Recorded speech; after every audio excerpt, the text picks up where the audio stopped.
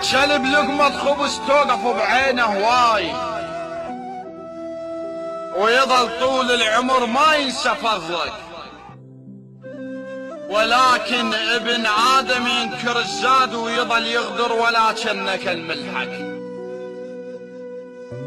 مصيبة شلب قاموا بي يضربون أمثال النحاسة وقام سبك، ولك أضرب مثل عالبشر يا فلان، وقول ابن آدم بظهرك يجرحك.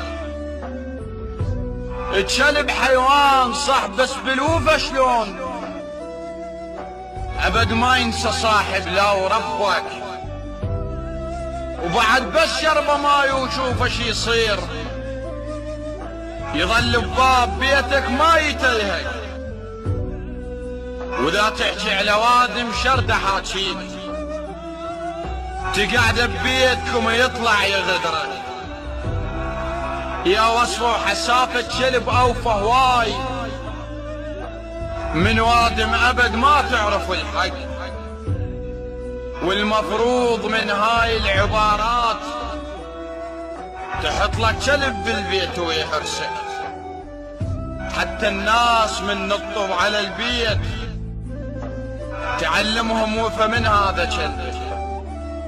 واكو وادم هواي يتربوا بالناس، بس قل الوفا لك بين ربعك.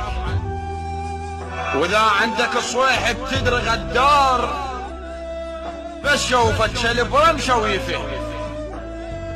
رب الكلب يا فلان يحرس لك الدار، احسن الك بهواي من بشر غدار.